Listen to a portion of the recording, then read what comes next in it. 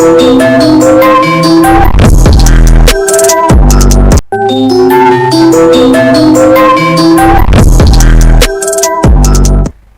12 septembre 2024, mesdames et messieurs, bonjour, c'est parti pour la revue des titres de ce matin. Nous démarrons avec Busby le jour, le président Diomaye à Mbour et Kaolack, clin d'œil aux jeunes. Nous mènerons une traque sans répit contre les marchands d'illusions et de la mort. Aux jeunes, soyez patients. Le problème ne se résoudra pas du jour au lendemain. Cher Issa Sall sur son frère capitaine de la pirogue. Je ne comprends pas pourquoi il a voulu voyager avec ses enfants et 12 de nos neveux. Toujours avec Busby le jour, la DPG au-delà de l'orientation politique, l'art de marquer son empreinte. Souleymane Ndéné Ndiaye raconte sa DPG. Maguette Niang, Alioune Badara Cissé, professeur Hadiatoulaye et moi. Nous poursuivons avec la tribune, chavirement de la pirogue Amour, 113 morts, Diomaye demande la patience et propose le yolet comme solution. Il est grand temps que des assises nationales sur l'immigration irrégulière soient organisées, estime le forum du justiciable. Quand la mort devient banale au Sénégal, cri du cœur d'Alassane Baldé, Bougane Gueye, Dany Amour Tefes, le président et son premier ministre préfèrent le gatsa-gatsa institutionnel. Nous poursuivons toujours avec Vox Populi. À sa une, le fatwa du chef de l'État contre les vendeurs de la mort. Diomaye prend le taureau par les cornes et annonce l'intensification de la traque sans répit contre ces vendeurs d'illusions. La nation est en deuil et la situation est particulièrement insoutenable. Toujours avec Vox Populi, chez les Niassène, le président Diomaye assume des relations solides entre l'État et les familles religieuses. Notre responsabilité est d'avoir tous les égards à l'endroit de tous ceux qui ont la responsabilité de perpétuer les legs dépliés de notre foi, les ériger en modèle et les soutenir. Toujours avec Vox Populi, Bougane Gueye charge Diomaye et Sonko. Il préfère le gatsa-gatsa institutionnel aux réponses consensuelles à la tragédie qui décime la jeunesse. Nous poursuivons avec les Échos qui, à sa une, parle du bilan financier de la saison 2023-2024. Le CNG gagne 300 millions et dépense 225 millions. 288 millions du moins. Drame au large de Mbour, récit glaçant d'un rescapé, témoin et d'un rescapé. Mohamed Gueye.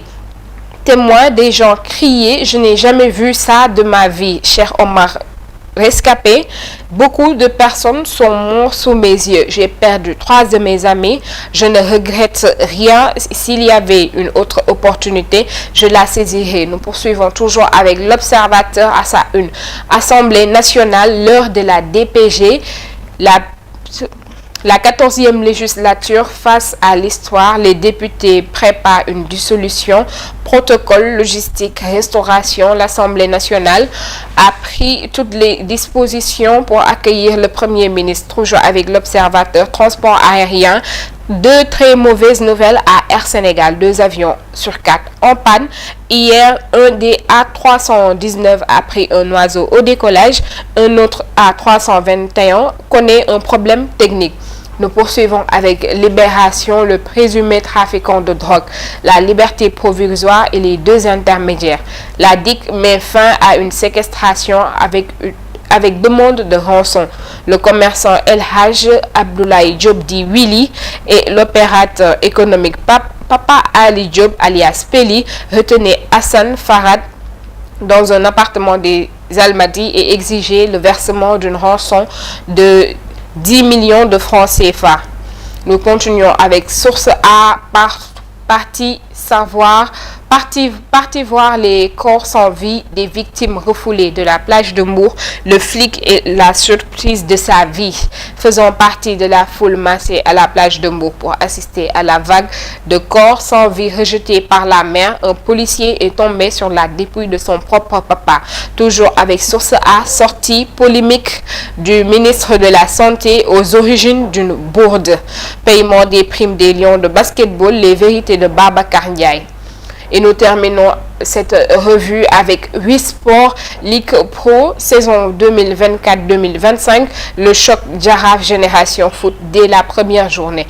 Le tirage au sort du calendrier de la nouvelle saison de Ligue 1 sénégalaise a été effectué, apportant des changements majeurs pour cette édition 2024-2025.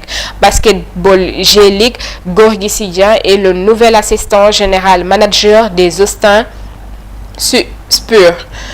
Mercato, Moussa Wagué s'engage avec Pensée Recos FC Grèce. Afrobasket U18, ce sera l'Égypte le prochain adversaire du Sénégal en quads. C'était tout pour cette revue des titres de ce jeudi. Nous vous donnons rendez-vous demain, mais d'ici là, l'information continue sur presseafrictv.com et aussi presseafrictv HD.